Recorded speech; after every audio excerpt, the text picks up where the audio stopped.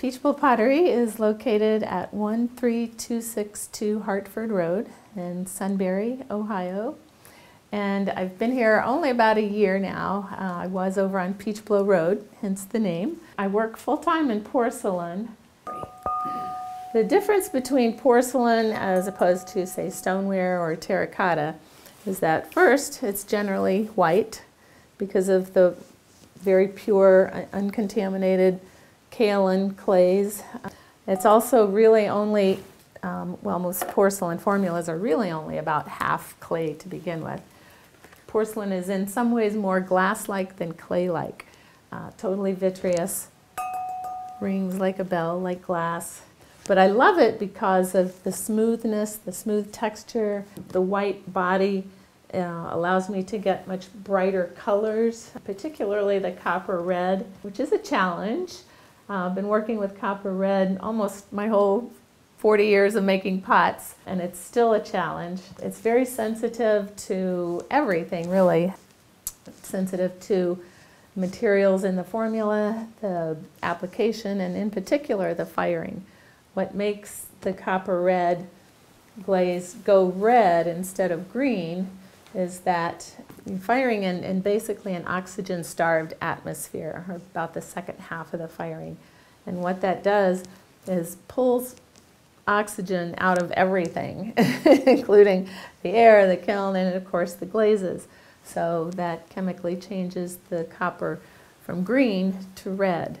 The kiln is a pretty large gas-fired kiln, and so basically it takes me 6 weeks of working to be able to fill it. And I fire to 2,350 degrees, which in potter terms, that's called cone 10.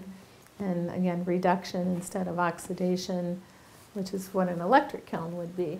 Yeah, I do bisque in an electric kiln. The bisque is, of course, the first firing, which goes to about 1,850 degrees.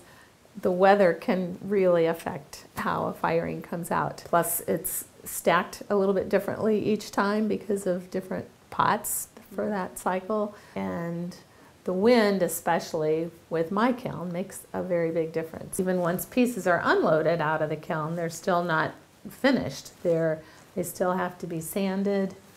I literally sand the bottoms, or any bare spot, the bottoms of the pot, the tops of the lidded pieces, the unglazed part of the lid. Most of my pieces are thrown on the potter's wheel, and then of course a day or two or even 3 or 4 days later, after a very careful drying process, the pieces are turned over, recentered on the wheel, and the base is trimmed. I do a lot of individual kind of finials, from acorns to pine cones, and some of the vases have the different partitions on the top, and then little bird's nests with little eggs in them, which are one of my favorites. I love, love, love bowls, vases in particular, because they're just so functional. You can do anything with a bowl.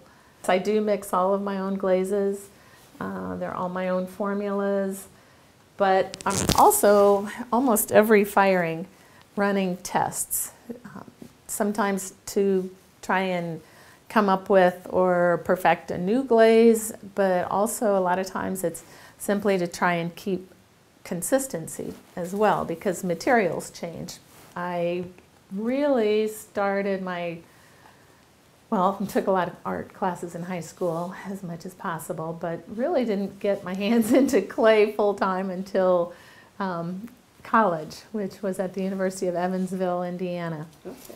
And so I did my Bachelor of Fine Arts there at U of E, and from there worked with a potter, full-time potter outside of Boston for a couple years.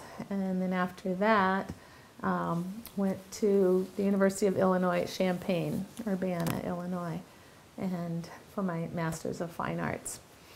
And so been making pots full-time since then, but hard for me to believe that it's been pretty much 40 years since I first started working in clay.